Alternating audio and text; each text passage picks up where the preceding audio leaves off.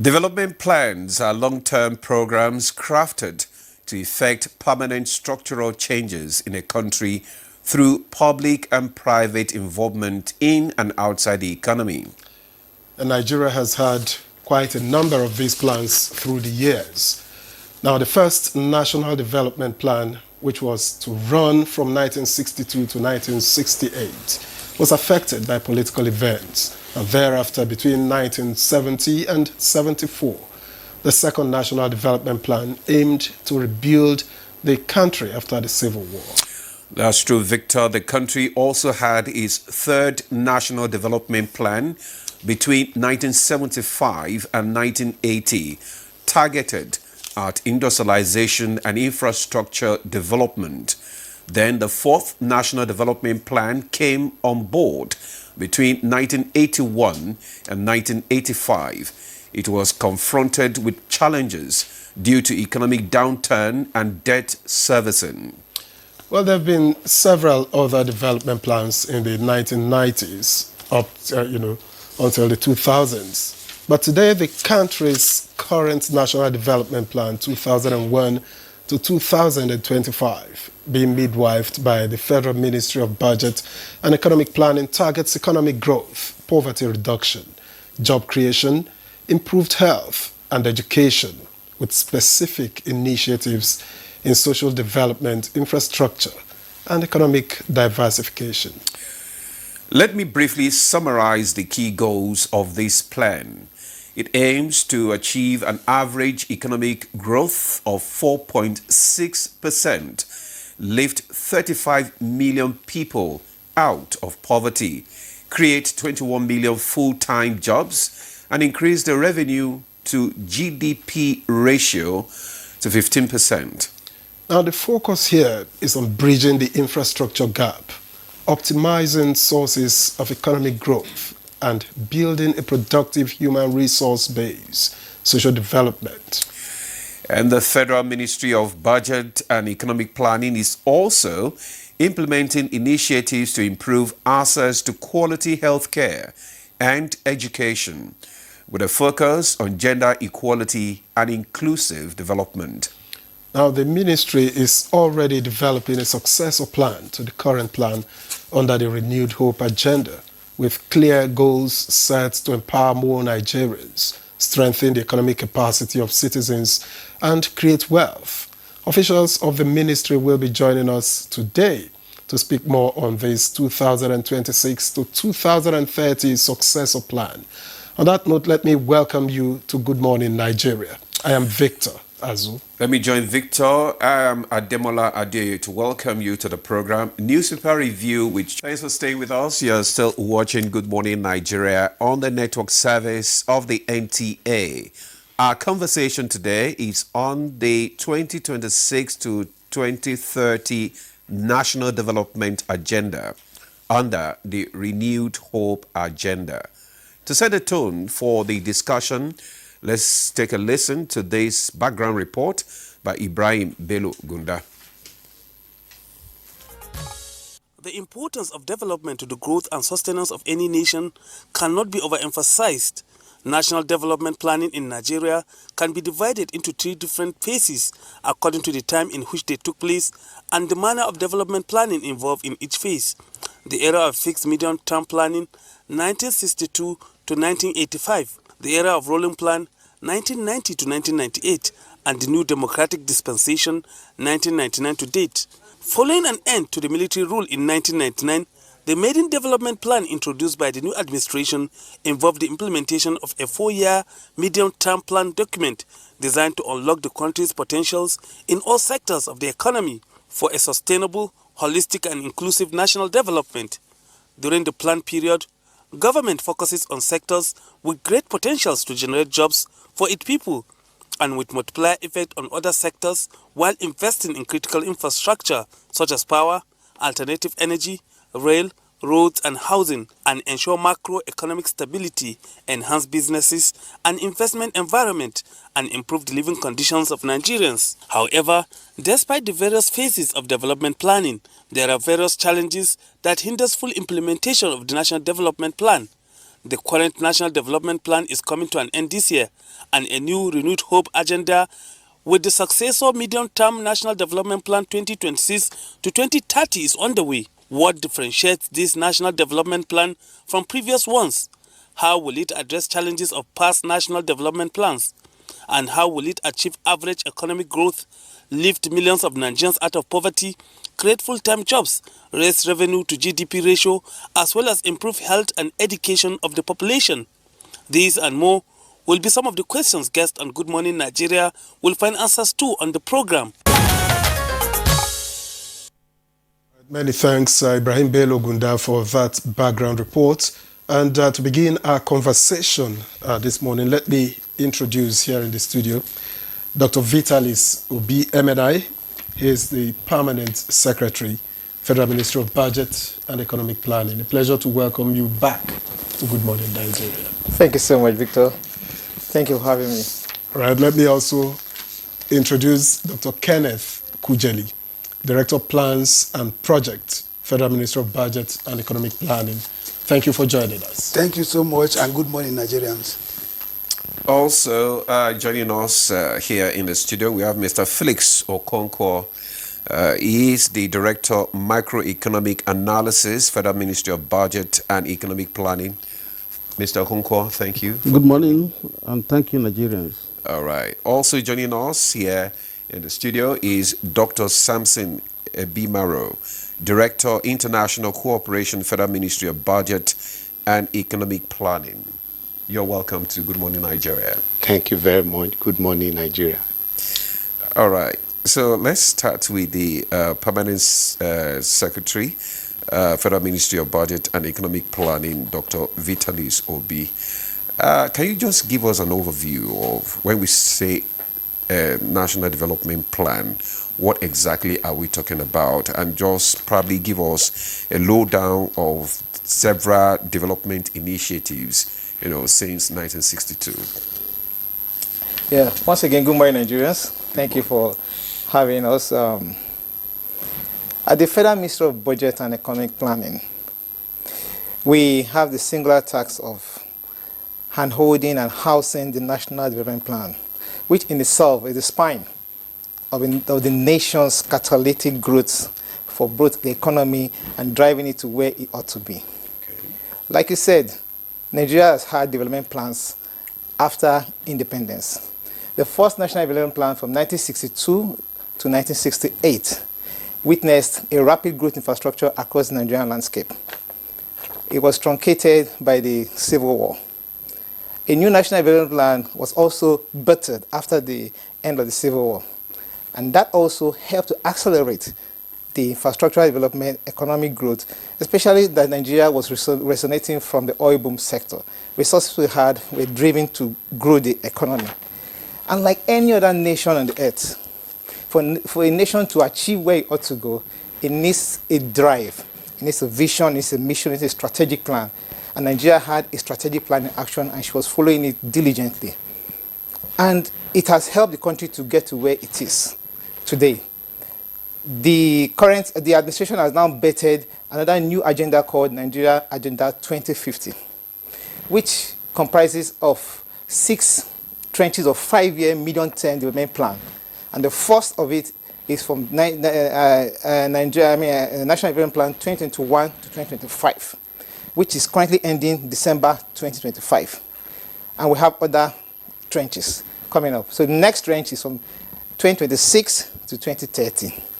Now, with a development plan, a nation can plan its priorities.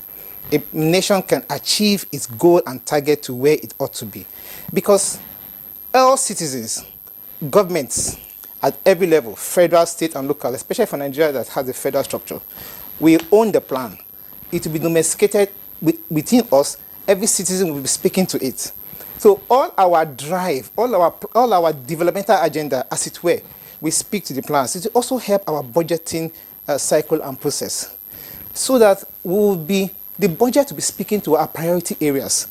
We will be spending as already budgeted for, not out of our budgeting cycle. In all, as a nation, the development plan is already a roadmap that we should all embrace, own, domesticate, legislate, and discipline ourselves to stick to it so that we get to where we ought to get to. That's the essence of having a development plan. Like the common adage says, if we plan to fail, if we fail to plan, we already plan to fail. Yes, so as a successful nation as we were, we need to handhold our plan, stick to it, discipline ourselves to follow it letter by letter until we achieve where we ought to go. So it's a rolling stone. But what is your assessment of the existing plan, the plan that is terminating, by the end of this year? What's your assessment of the plan, key achievements, and perhaps challenges? Because that also gives you a way to look at it when you plan for the future. The assessment of the current plan has been beautifully and masterly executed. With the renewed hope agenda of the current administration, the renewed hope agenda was a strategy that was introduced by President Bola Ahmed Tinubu GCFR to help us achieve the content of the National Development Plan. Initially, when the renewed hope agenda was birthed, it had 9 initiatives, but it was now reviewed to be able to achieve the content of the NDP 2022-2025. So it was collapsed into 8 thematic areas. And those 8 thematic areas, the current administration has followed diligently to where it is. And I can successfully say that we have successfully executed those areas of the renewed hope agenda, which is speaking to the National Development Plan. The National Development Plan itself is speaking to the Nigerian Agenda 2050. So really, it has performed marvelously well. We have executed as contained in the agenda, and we are now saying that we are preparing for the successor plan to replace it from 2026 to 2030. The key thing is that Nigeria is a federal structure. There's federal, there's state, and there's local government. Every governmental structure should speak to the plan, which makes it imperative that even average citizen must have a knowledge of what the plan is. An average Nigerian should be saying, yeah, my government has planned to make this infrastructure for us according to the current plan, as it were. We want the situation where Nigerians will own, will know, and will work in tandem with everything that the plan has outlined, which makes it mandatory that all our developmental strides of governance should be tailored, patterned according to the plan. Even international development partners should plan their initiatives aligning with the National Development Plan. So all federal ministries, departments, and agencies must draw their strategic plan from the National Development Plan. With that, we will be able to achieve good governance structure, meeting the targets and the objective, as it were. Because, we're in a political era now, and most of the time, politicians will come with their own plan and agenda, what they want to actually delivered. Yes. Now, how do they get this aligned with the National Development Plan? Just like you are saying now that the Renew Hope agenda, how do you align the new Renew Hope agenda with the National Development Plan? Is it aligning? It is aligning, like I said. It's already aligned, having the 8 thematic areas, 8-point agenda, as it were. It was actually more than, it was 9, but it was streamlined to speak to the plan itself. So the Renewed Hope agenda is a drawdown of the National Development Plan, as it were. Okay. So it's speaking to the National Development Plan. So the National Development Plan is helping to drive. So we expect that all the states, all the state and the local government, subnationals, run their own governments in alignment with the National Development Plan as well. Okay. All right, thank you. Thank you, Dr. B. Dr. Kujeli, in your capacity, can you give us an idea, an insight into some of the specific projects under this new plan that Nigerians should look forward to? Yeah, thank you very much. That's interesting. Just as the Permanent Secretary had earlier said, the National Development Plan is a document that provides guidance and direction for implementation of government programs and projects. And what does the what are the projects that comes in? What we deal with are what we call the capital programs. Capital projects is what we deal with. And these capital projects are driven by the various MDAs, ministry departments, and agencies. So what we do is we prepare the documents, the plan documents, in versions or in volumes. We have the policy document, then we have the volume 2, The volume 1 is the policy document, while the volume 2 is the one that contains the programs and projects which you are asking for, and the volume 3 are what we call legislative imperatives. That is, those laws, issues that need to be addressed to enable the implementation of the plans. So under the capital programs and projects, we look at the priority areas of government and the agencies or the MDAs that implement them. Take, for example, you'll be looking at road constructions, for example. You'll be looking at social projects that has to do with either education or that has to do with health. You also be looking at projects that have to do with industrialization, and that has to do with energy, power, infrastructure. So the plan itself has admitted those programs and projects, these specific programs and projects, into the plan. So those ones that have been admitted into the plan are currently the ones being implemented by government. So that is why if you are talking of roads like even the bridge, the second Niger bridge, for example, you talk about also the construction of the roads from Abuja to Kaduna and so on and so forth. And you talk about the energy itself, the power itself. So these are all admitted into the plan and projects. And the implementation, again, depends on availability of resources. But most often, some of these capital projects, you can also look at the private sector support by way of investing in those areas. So that's what we do have when you are dealing with capital programs and projects. Okay, thank you, Dr. Kujeli, for telling us, some of the plan for implementation of this plan and project. Okay, let's go to Mr. Felix Ogunko, who is the Director of Macroeconomic Analysis. And I want to just find out, what are the strategies, that you adopt, that is being adopted actually, to achieve economic growth and, economic growth and development in the National Development Plan? Thank you very, very much. I want to thank you for inviting this team to this meeting. It's a way of sensitizing Nigerians on what government is doing. The plan, as my previous speakers have said, is a roadmap, is a compass that government follows to implement capital programs and projects. Then, how do we do this? The plan we implemented was ERGP, Economic Recovery and Growth Plan. The plan was succeeded by NDP 2020-2025. And in doing this, what you do is, if you finish implementing one plan, you need to review that plan. Okay. What have you done right and what have you done wrong? And in doing that, plan the best practice to have it mid-term review and end-term review. And these are strategic things we do to assess performance of those plans. What are you doing correctly and what are you doing wrong? So you can make amends. So we did it for ERGP. When we're preparing the NDP 2021-2025, we did the same thing. Now that we are preparing the successor plan 2026 to 2030, we are doing it. When this government came into power, what we did in the course of the review was to get the 8 priority areas of government and align it with the plan we had, which was the current plan we have, which is 2021-2025.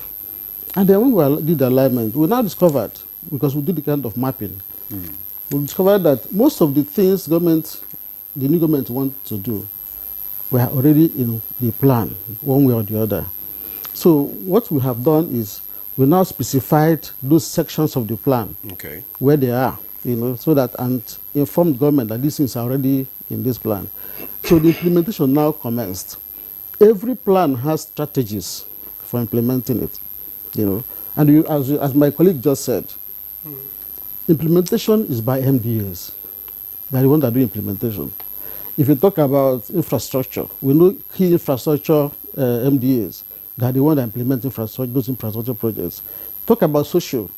MDAs that do social education, health, then address poverty, all these things. So we have strategies for implementing the projects, encapsulated in the plan we are discussing.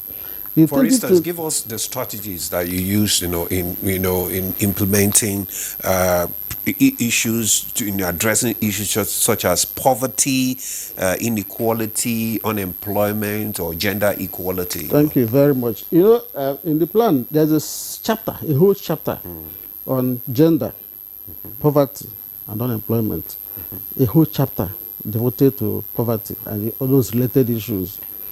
We have key interventions in addressing poverty. For instance, you know about the National Poverty Reduction with Growth Strategy. It's one of the key documents we implement. The ministry coordinates that project, that intervention, with various MDAs, including Ministry of Agriculture. We have Ministry of Education. We have TVET. These are the agencies that address these issues of poverty, unemployment, and the Minister of Labor and Employment. Okay. These are the issues, the agencies that address issues of poverty and unemployment.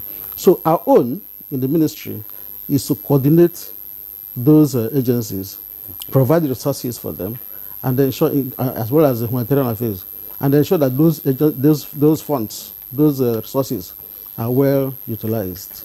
These are the things we do. Mr. Okonkwo, thank you. Thank you very much for your initial comments. Let me get to Dr. Ebimaro. Of course, you are in charge of international cooperation, and global partnerships play a key role in national development. So what are the major bilateral or multilateral agreements supporting this new plan? Thank you very much for that beautiful question. And I think the bilateral agreements are important. The multilateral agreements are also important. But first of all, I need to clarify the way international development partners work with Nigeria in terms of national development. It is not just, those agreements are to facilitate what we are doing in Nigeria. What matters is, are they really working in tandem with Nigerian development plan? Those agreements are all focusing on. The most important thing is that we have what is called the Paris Declaration of 2005. They have 5 principles: ownership, alignment, harmonization, managing for result, and mutual accountability. So those are the key 5 principles governing all development partners in the world, with each country they are working with. So the first important thing is that, how do they work with us? First of all, in designing their projects and programs, we ensure that those documents that have been alluded by my colleagues and the permanent secretary, the National Development Plan, we put it on the table. We also provide... So that they can key in. So that they can key in. We also provide the Agenda 2050, including the global agenda, which is called Sustainable Development Goal. All of them, they know about it. So once those things are on the table, say these are the priorities of Nigeria, that is where ownership, justify, and alignment, they are expected to align with our development plan, based on the fact that it is we who owns development. You must align your priorities with our own priority, and it must harmonize. So there's also the fact that all of us have to put our mind on it, that there should be mutual accountability, effective use of resources, value for money. So that is there. But the point that I wanted to quickly clarify for the Nigerian public is that most bilateral agreements, which you hear, we sign agreement and all of that, some of the money we pay counterpart in respect of those agreements, they also bring their main money either in form of loan aid or grants. So in most cases, we do not, this money is not in our coffers. What about in form of expertise as well? Yeah, expertise, they come. That is technical support. Okay. Yeah. They come. But you also know that trade secret and this legal instrument that you must keep your trade secret, and it is not something you just put on the table for everybody to see or to take. So the development partner is always with that idea. We don't have to just freely give you our technology. You know, the world. Don't you have agreement for training? Yeah, they do. They do. Transfer of technological. Of course they do. Okay. But you know that aid is political as well. So we reach an agreement, but you cannot carry gun or cane to kill anybody, so that we sign an agreement that you didn't comply with it. People are selfish with their technology. They don't want to let the world have these secrets. So they just do it in a way that you are not able to really grab the technology. So how beneficial is it then to us that we enter into these agreements? Yes. We sign treaties. Of course, and all I'm of not those. saying we don't benefit at all. No, but you cannot opt out from such a global system because first of all, you don't have it. So it's better you are there, get little by little bit of it, because the point is that there's no morality in economics. So people the international community, they are not wholeheartedly willing to give you, for example, the person who manufactured plane, he's not just ready to give you how it is done. Trade secret. And all of that. So these are some of the things that govern bilateral agreement. Though the things are there that we will give you aid, we will give you grants, we will give you technical assistance, but are they wholeheartedly committed? For example, each country is supposed to give 0.7% of their GDP to international development, to international support. But how many countries complies with it? Does Nigeria comply? For developed countries, for OECD, I'm talking about OECD, Organization of Economic Cooperation and Development. So they are supposed to contribute 0.7% of their GDP to support international development, international assistance. But they are not just there. Only few can reach even 0.5 or 6. But nobody has cane at the international system. It's like a T-road junction with no traffic light, no traffic warning. So there's a kind of chaos. Which is the more reason why Nigeria should be a bit more independent in our own planning and all of those. And that's why I'm going to ask Dr. Vitalis Obi again, what's the vision driving this successor plan? And how does it build on the existing plan? Okay. A strategic plan begins with a vision.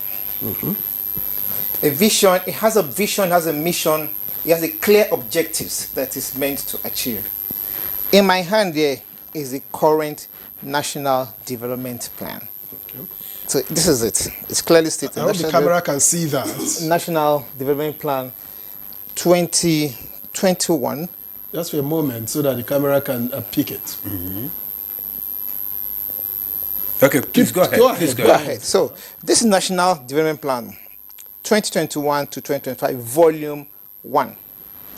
Like I said, is the first of 6 5-year medium-term development plan that has been divided into this and cascaded down to 2050, implementing the broader, longer-term visionary plan of Nigeria Agenda 2050, which itself is even a drawdown of the African AU Agenda 2063. Okay. That's its continental agenda. Even the AU self speaks to the Sustainable Development Goal of the United Nations. Just to show you that, like an inverted comma, inverted pyramid rather, you could see there is a worldwide global United Nations Sustainable Development Goal plan, which is global, international, which now comes to the continent called AU itself. I mean, AU Agenda 2063. Mm-hmm. Nigeria draws from the AU. We now have Nigeria Agenda 2050. Now, our own national development plan is coming from the Nigeria Agenda 2050 to have the national development plan spread over from 2020 to 2050, 30 years. 30 divided by 6 tranches is 5 years. So we have 5 packs of national development plans moving.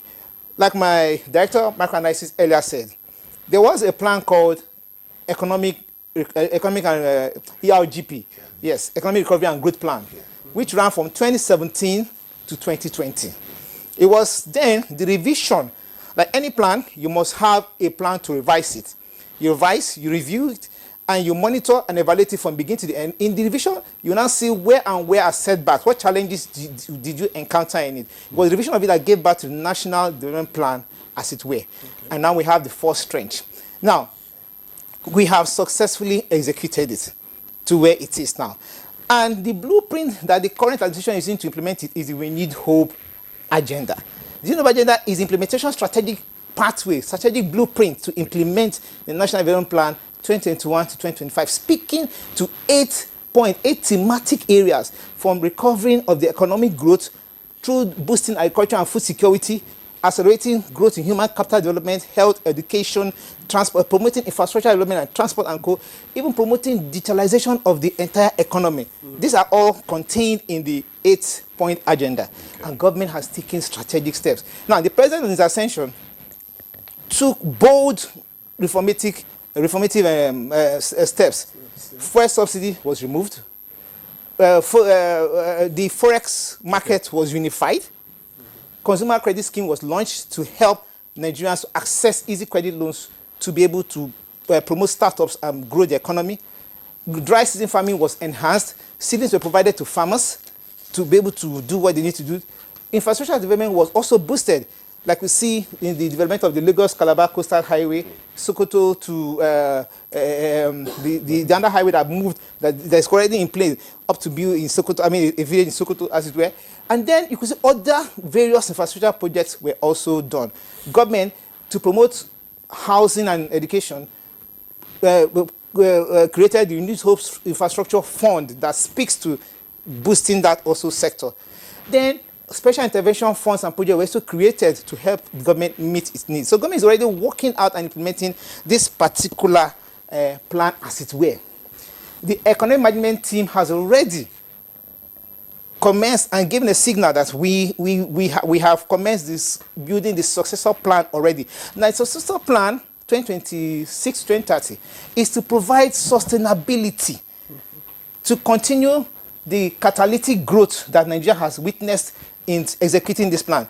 Nigeria has actually also experienced economic growth in comparison with other competitive economies like her own. She has demonstrated rapid growth with the current interventions that the government has done. So government has been successful in doing it. And that is why at this point, not to allow a vacuum to exist, because we are in early 2025, first quarter, now second quarter 2025, not to allow a vacuum to exist, we need to bet the successor plan 2026-2030 that will be launched this year. It will replace this outgone plan after careful review and seeing all the areas. Now, in doing this, government has to now engage all stakeholders, organized private sector, federal ministry, department and agencies, even international partners, we all look at it. We all look at it, review it, and then improve the thematic areas. Currently, we have 37 thematic areas that we are also building upon. So with the government is a continuum. So as we move into the next dispensation of the plan, government has a continuation strategic document in its front that she will continue to implement the renewable agenda as it were going forward. So that there will be no vacuum at all. Okay. So this is important for the government. And it's important to note that plans help the country in its budgeting system. Why this is important is because data will be harnessed from the plan, the review of this current plan, that will be used in guiding the budgeting cycle of the country. When we have enough data from what we are going to review now, the budgeting office, the budget system will now say, oh, these are our plans, these are our priority areas. Then we'll be able to put a plan-based budgeting system, let the budget speak to the plans. Not the current system that we operate. We want to move, we want to strengthen it, because nations have adopted a plan-based budgeting and they moved forward with the data coming from planning to now guide and influence the budgeting cycle. So let the budget speak to the plan so that you would have a project conceptualized, initialized, and you finish it from start to finish. It will help us reduce budget deficit.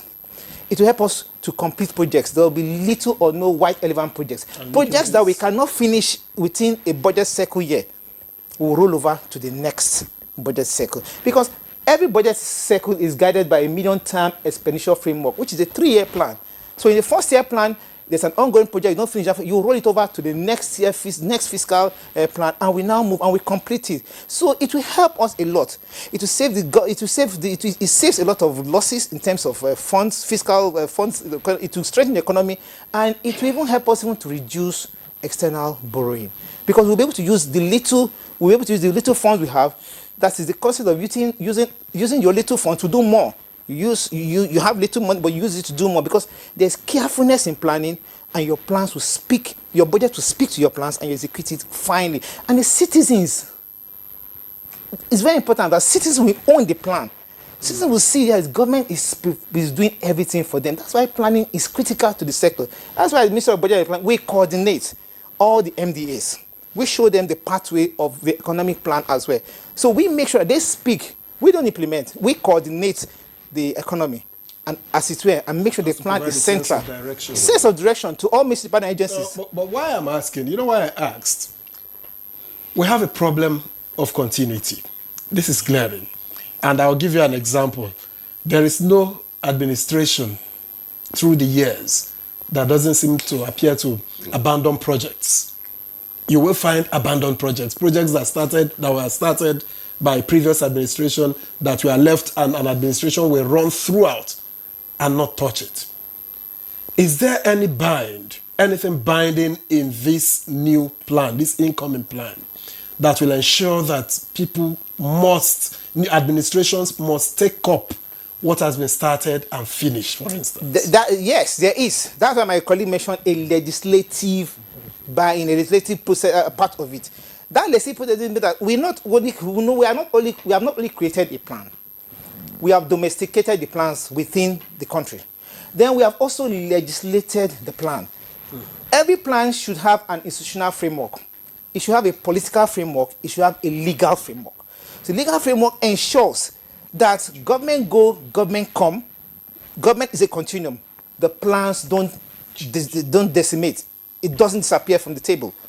So wherever an implementation stops, next government ensures its continuity. It's a rolling stone. It's a rolling stone, like I said.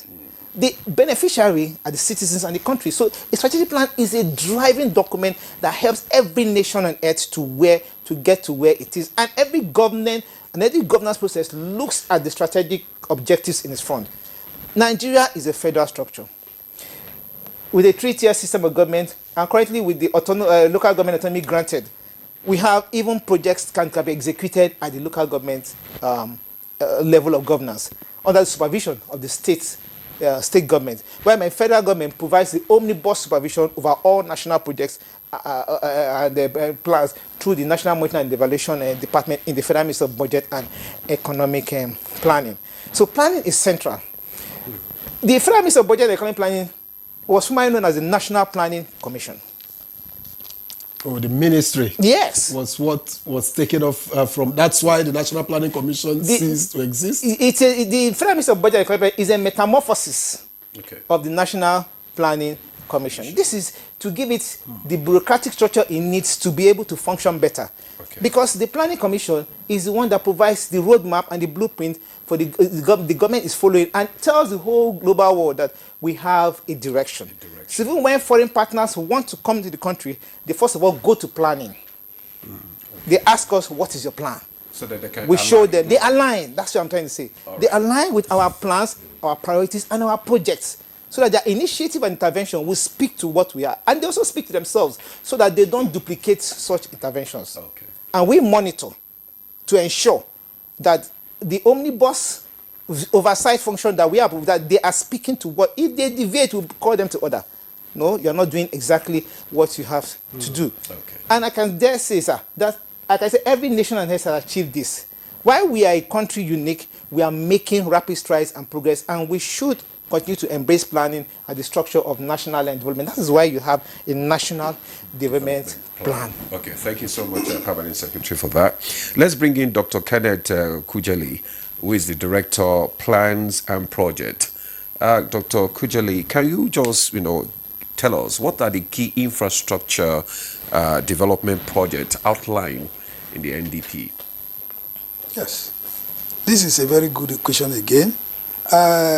Before I get into that, I want to quickly add to what my dear brother and colleague of Director International Cooperation was talking about donors supporting the project. And your colleague was trying to ask a question in terms of Nigeria being independent in its programs, in its projects, Right. so that T-junction he was mentioning would not really affect our programs and projects implementation. That's very correct.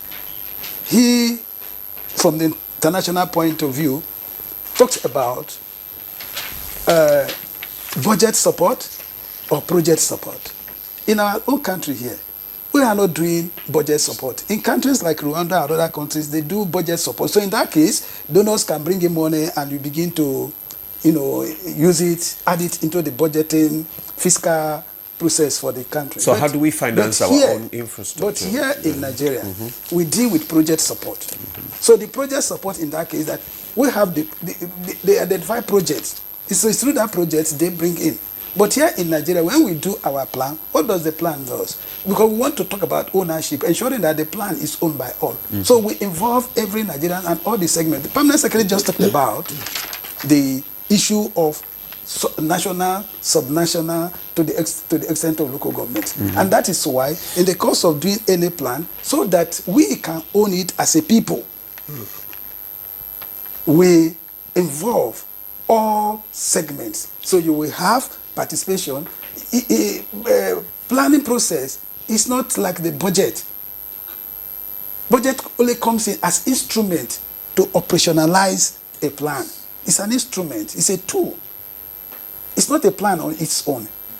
It exists because there is a plan. Okay. You understand? So what the plan does, in order to ensure that that plan is owned by the people, we have to involve all the segments, including traditional institutions. Okay. We involve all the states. Even the current one we're about to do, states will be represented. The current one we're also going to do, the local governments that have now gotten independence through the judiciary pronouncement will also be part of it. Civil societies, because plan contains both public spending and private spending, okay. so the private sector are also part of it.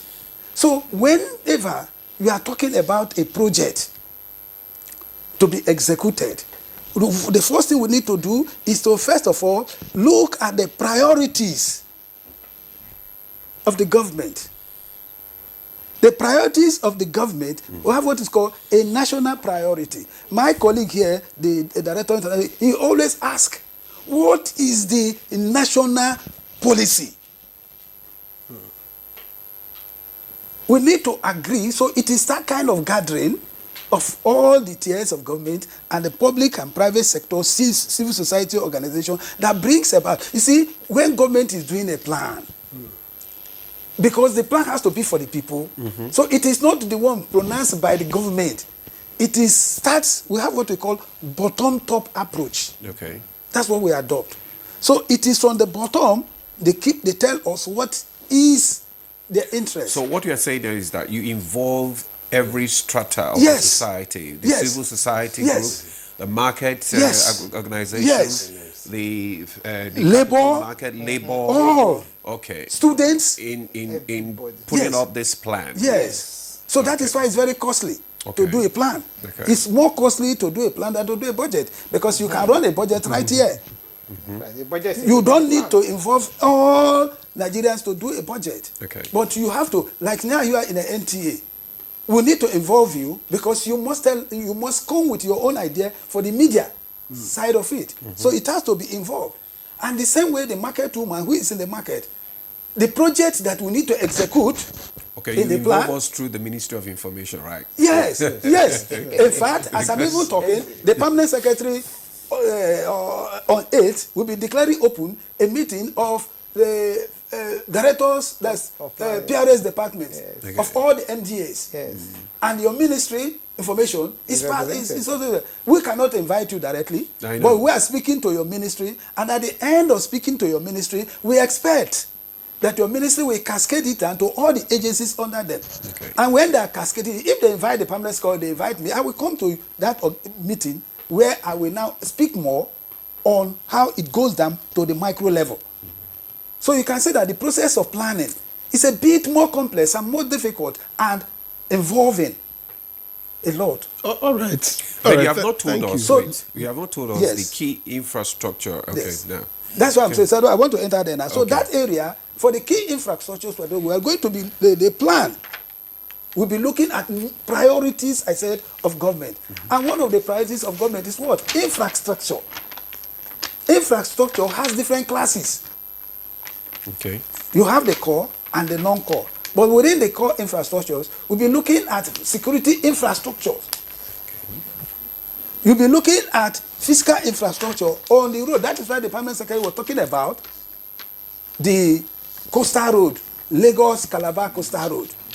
It's a key example. It's a key example because that project is just starting now. So definitely it cannot be completed in 1 year. So it has to be fully admitted in the new plan so that it can stretch. If I don't even come in here, if it's sectoral, you could see government are doing initiatives carefully. In education, government took an initiative to launch the students' loan, and that was to help students' accessibility to good quality education. Government also, like I said, in the agricultural sector, provided consumer credit scheme, and also to help people obtain loans, not just for agriculture, but also to boost small and medium-scale enterprises and provide startups. Government also, through the Federal Ministry of Innovation and Communication and Technology, help to promote digital startups, encourage the youth to be able to move into that area and also grow the economy. In economic area, government has taken some bold steps to be able to drive economic growth. Like I said, first subsidy was removed. The forex market was unified, stabilized the exchange rate, and this is to help the investors, the local investors now, to be able to take charge and grow more and boost more in the economy, and also give confidence to our foreign investors that our economy is more stable. More foreign direct investment should come into the country. On infrastructure, he gave the example, government promoting rapid infrastructural growth. And what did that renewable budget do? It did it by even creating a Renewed Hope Infrastructure Fund to drive infrastructure development across the sectors of across the landscape. And so sectorally, you could pick it up. On healthcare, government upgraded many healthcare centers and even provided more manpower and also provided more funds. And that's why in this year's 2025 budget, you could see that government increased a lot of funds to security. And after security, the next sector was health. After that sector was education. So you could see that government was already implementing, by doing that, speaking to growing the human capital development, as it were. But do you have timelines for the achievement of all these objectives? Yes, like I said, every budget, every plan has every plan is smart. When we say smart, it's specific, it's measurable, it's achievable, it's realistic, and it is time-bound. So every plan is smart. So there's a time frame. And that doesn't depend on, realities No, that you it don't depends on realities. even anticipate. No, there is a contingency created in it because government creates this. Government plans for contingencies. Natural disasters can occur that affect disruptive of the budget cycle. In 2020, we had the COVID, and COVID was unanticipated, and it happened. And contingency was created to be able to handle it. At the Federal Ministry of Budget, the NG Cares was a program that was created to mitigate the effects of the COVID era. Other natural disasters can occur. In advanced climate, earthquakes do occur. Things happen. But the same government will create a contingency as it were. So there's always a response. There's always a rapid response from government. All right. Thank you, Piers. Mr. Okonkwo. Yes. Now, the government aims to achieve a 4.6% economic growth. Yeah. Economic growth rate and increase the revenue to GDP ratio to 15%. Given the current fiscal realities, how achievable is this? Thank you very much. The foundation of every plan is a macroeconomic framework for the plan. That's the foundation of every plan. It's like a helicopter view of the economy.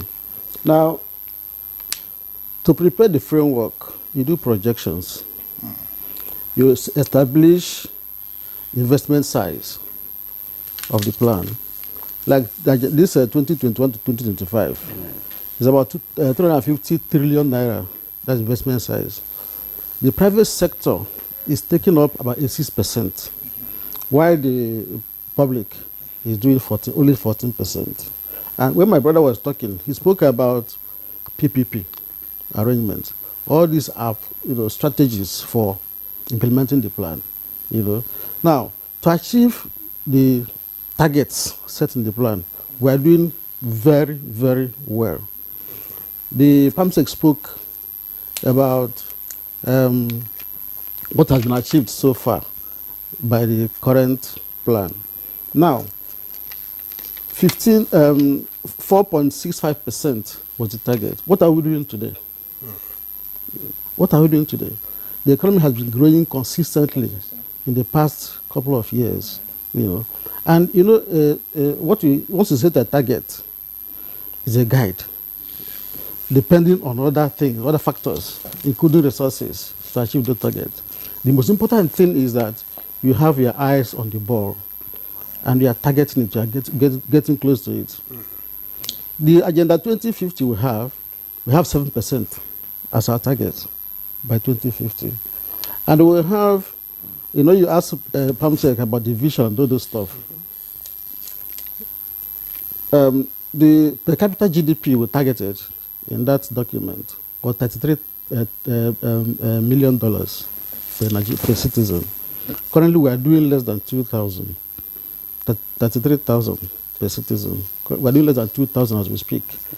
But the plan is to have that, because we have comparative countries, we did benchmarking when we are doing the plan. We looked at China, looked at Indonesia, looked at Malaysia, and all those countries. I did benchmarking. I said, what did they do to get to where they are currently? What can Nigeria do to get that level? To get to that level? These are things we looked at. And then we now said, okay, we use different scenarios. And in doing that, we got 7% as a growth target. And from 2021 to 2025, we have 4.65% as our target. And we're doing pretty well as we speak. We may not get to 4.65% by the end of this year, but we are on course. We have to stay the course. If you stay the course, you achieve your target. But we had economic summit last year. The World Bank chief came there and said the challenge Nigeria has is, like my brother said, we are not consistent in implementing our plans. Which is a concern we have also raised. Yes, that is the challenge Nigeria has. But if we are consistent, staying the course, we will meet that target. He was talking about the interventions of government, the reforms government is introducing now. My PAMSEC said it. The subsidy removal reform, the exchange rate liberalization, and all those kind of stuff. If we truncate it midway, we will not achieve anything. So it is better we continue to move on. you know, and then we have our eye on the ball, we must achieve. And if you can see, the economy is turning the corner. As we talk now, the economy is turning the corner. It's turning the corner. So, what Nigeria needs to do is consistency in plan implementation. If we don't do that, we will not end up where we were. That's why this government should be supported in what we are doing. Consistency. And the report just reaching us indicates that the World Bank has approved 3 operations in Nigeria, totaling $1.08 billion in concessional financing to enhance education, nutrition, and economic resilience. Thank you. So, Dr. Bibaro, with projects like this, I'm sorry, just a moment, we'll return to you. Okay. With projects like this, where do they find a place in our plans? I have repeatedly said that the international community will not just come to Nigeria and say, we want to do this, we want to do that. They must ask for our plan. That's the first thing, because since 2005, that has been the mirror that guides them.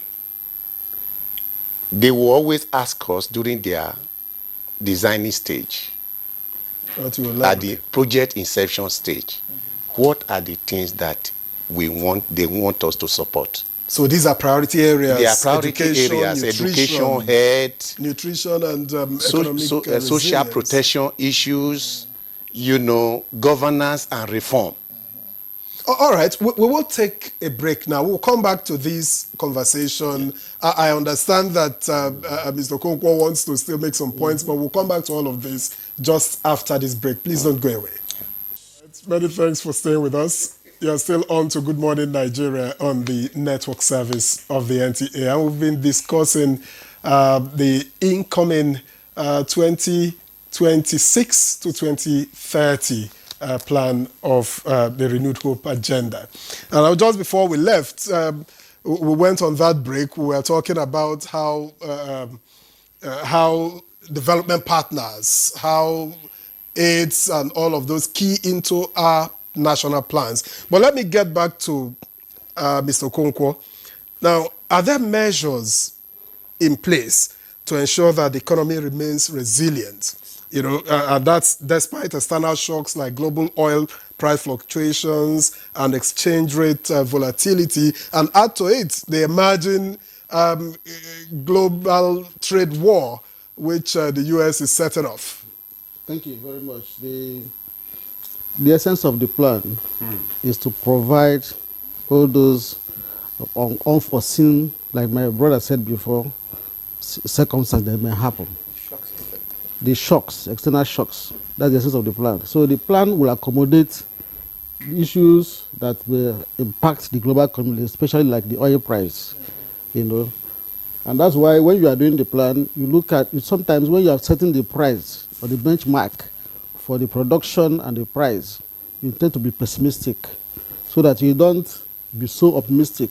So there are so many scenarios you have to look at: pessimistic scenario, optimistic scenario, and do nothing scenario. Do nothing means stay where you are and continue what you have been doing.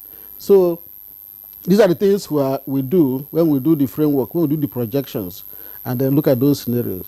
By the time we finish doing the plan, we will get to say, okay, the oil price is going to be so and so amount for the first year of the plan, for the second year of the plan, until the 5th year of the plan. And then if so and so thing happens, these are the things that provide, you know, a kind of shock absorber to make sure that the economy remains resilient and stable. And as we are talking, if you look at the way the economy is moving, a lot of things that are happening in the international community now, Nigeria is not so much being impacted. It's because of what the current government is doing. The government is providing some level of shocks to absorb what is happening, you know. And then we are looking at a situation where we should save for the rainy day. Nigeria should save for the rainy day. And that's why we will advocate for the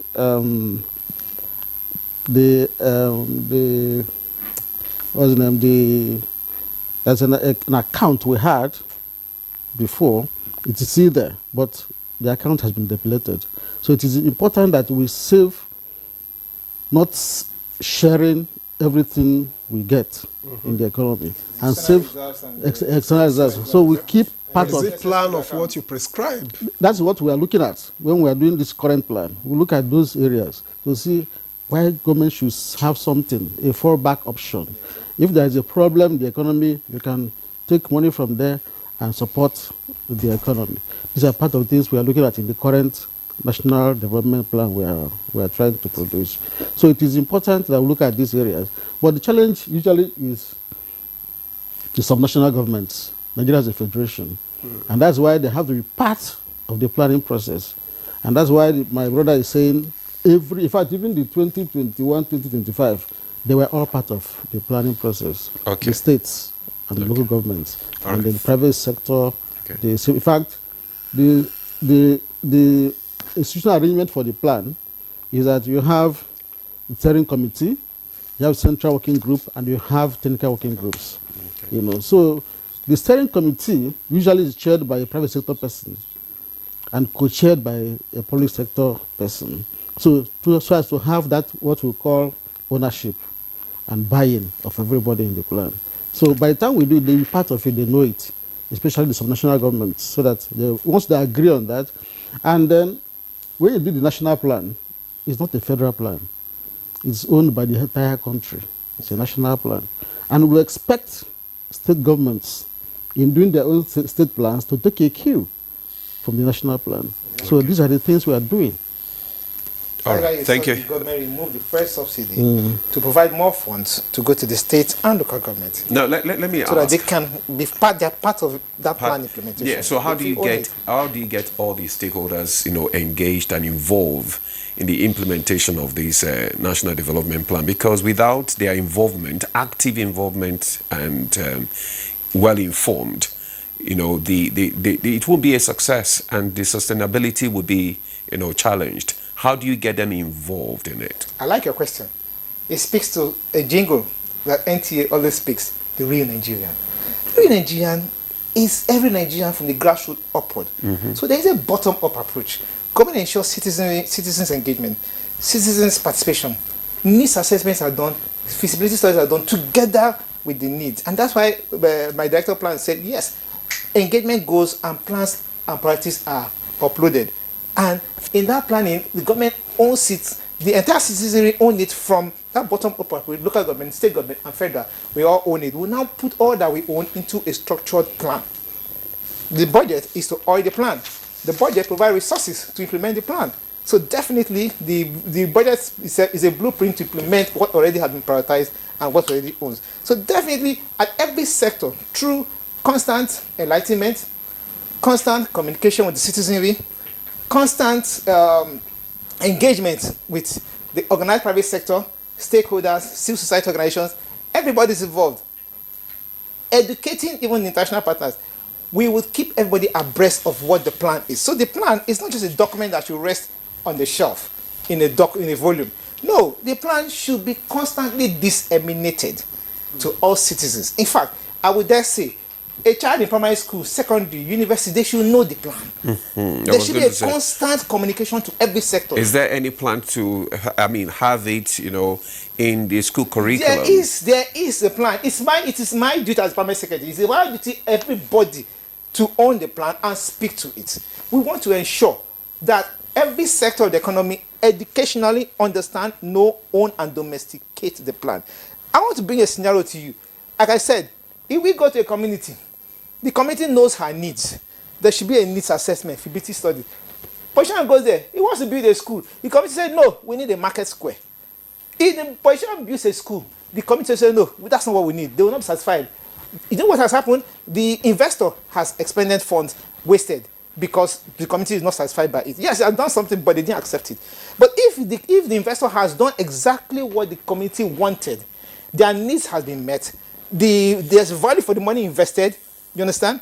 And there's proper accountability and enhanced growth and economy. So it shows that engagement through the bottom-up approach helps everybody to be on course. And that's what makes this thing a robust resounding. So it is imperative that the taxi driver, the policeman, if the policeman understands the plan, there will be no collection of bribe at checkpoints because he knows his action is not helping national development plan.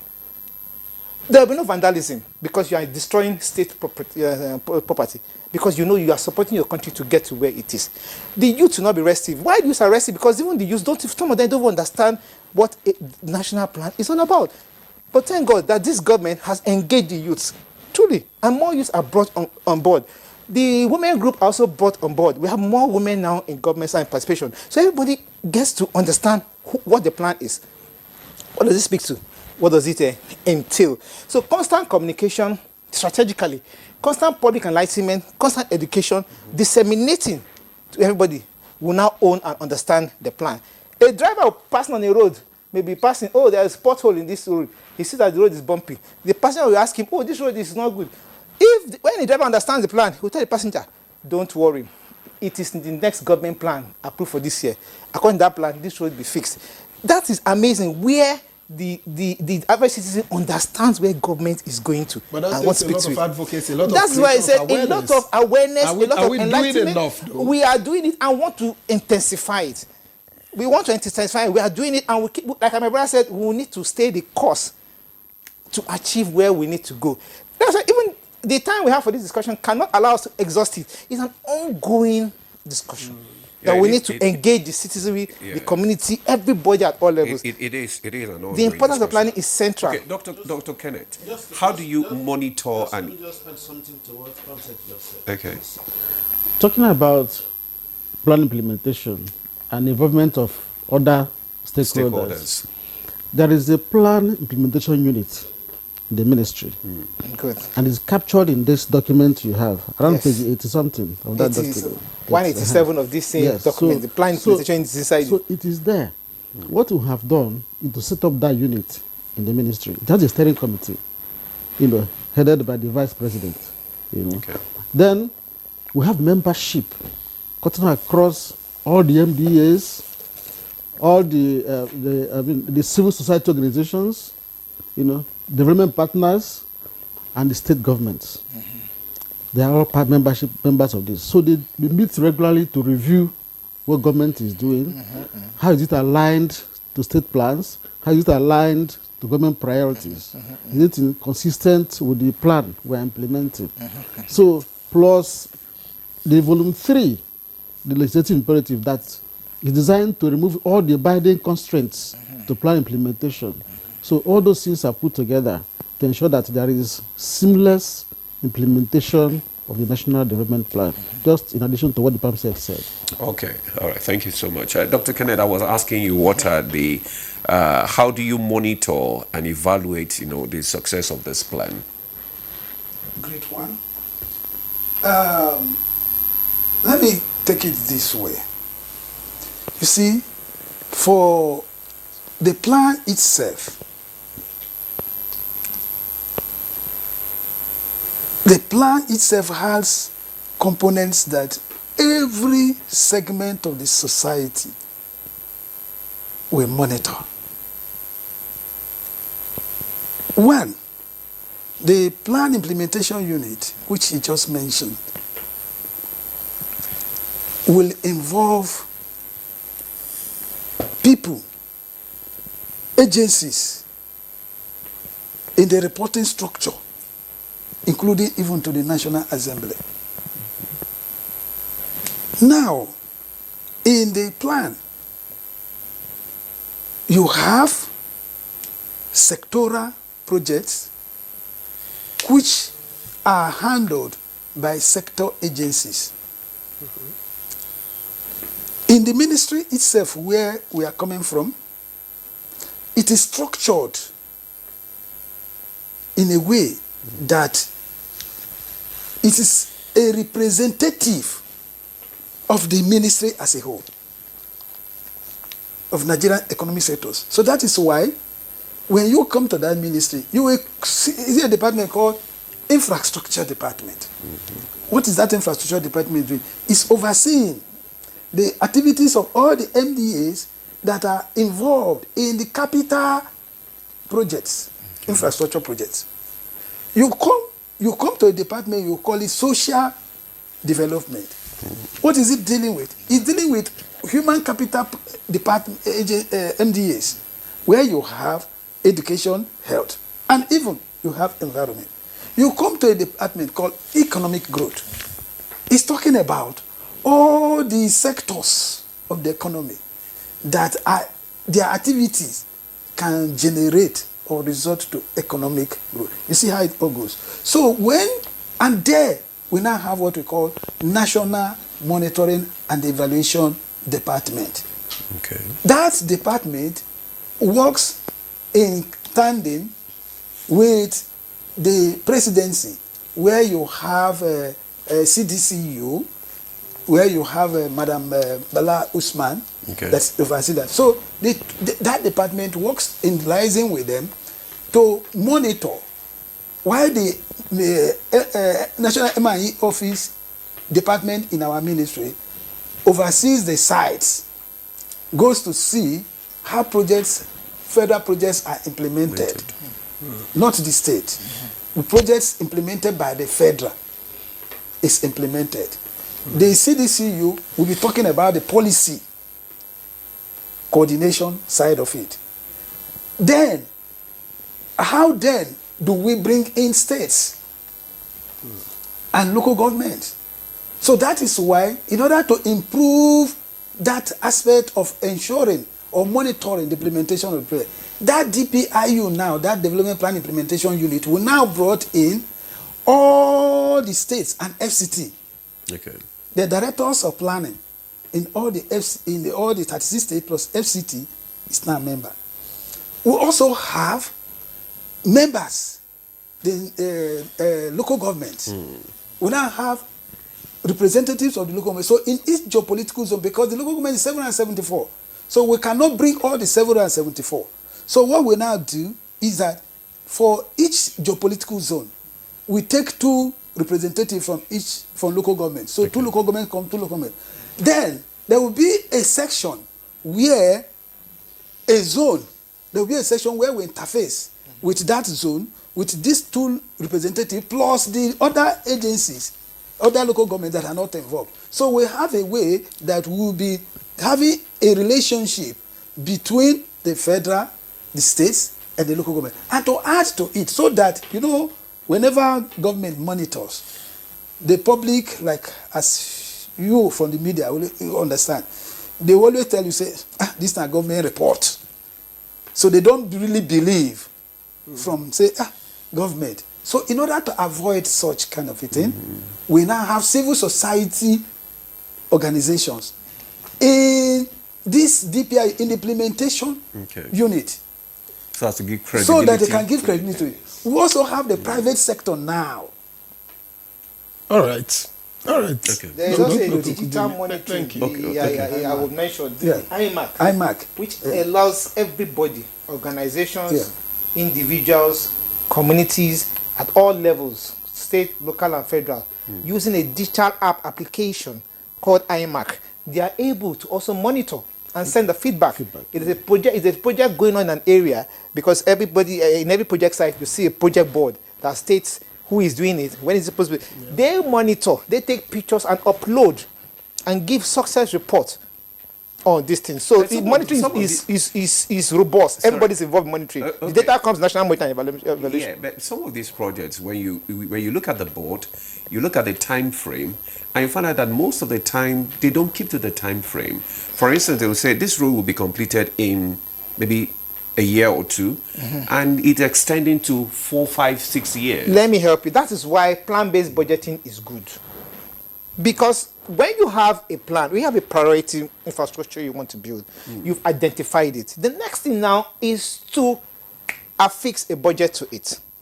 You do a cost implementation, which you now bring into your budgeting cycle. Your budget will now be, we will now come out with an amount that you have already costed that will speak to that completion of that project. So you are able now to have the funds released to you within that year to start and finish the project. So what have you achieved? You've achieved completion of that project within the timeline you have said. What when that project is not completed within that time frame? Good question still, because budget is a projected revenue. If because in budgeting, you want to know where you're getting your money from. We have two major sources. We have the oil sector giving us money. We have the non-oil sector and the services to coming up, and other taxes and all that. If we don't have releases enough to the contractors and those you don't have adequate releases, they will not complete them. So inadequate release of budgeted funds is a factor. Because I was going to say, yes, that would affect project completion. We won't have uncompleted projects. That was yes. If everything works as smoothly as you say. But that's why we need to have a plan-based budgeting. We are running out of time. Yes. I just want to take this question with Dr. Okay, just for 30 seconds, please. Yeah, go ahead. You see, once you are doing a plan is futuristic. Yes. You are not planning for yesterday. Yes. And therefore, there is possibility that these projects will not be completed.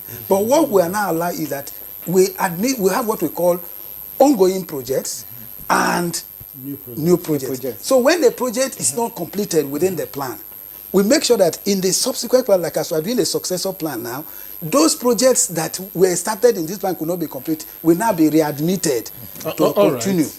Yeah. All right. But we have also seen anyway that administrations come and there were projects abandoned or the projects they met ongoing and the project remains ongoing by the time they leave because they don't work on it. Yes. In any case, Dr. Dibaru, I just have to take this. International financial institutions, often provide development funding. I mean, we read just a while ago, the World Bank coming to our aid again, but debt sustainability is always a concern. So how is the government balancing foreign investment, with responsible borrowing in this case? How should we do that? Thank you very much for that very question. Earlier on, the first question you asked was about bilateral and multilateral agreements. We have just about a minute to go. Oh, sorry. Okay, now the European Union, they finished the 9th, 10th, and 11th EDF. They are now implementing Global Gateway Initiative. The agreement that my honorable minister recently signed, the Samoa Agreement, is to cover the initiative and the projects and programs that the European Union or 27 countries are bringing into the country. So those projects aligns with our national development plans and priorities. The focus is on agriculture and food security, energy, education, health, digitalization, and social protection. So those are the key, even in national development plan or the 8-point agenda of Mr. President. These are court-crossing issues. They are all there. Okay.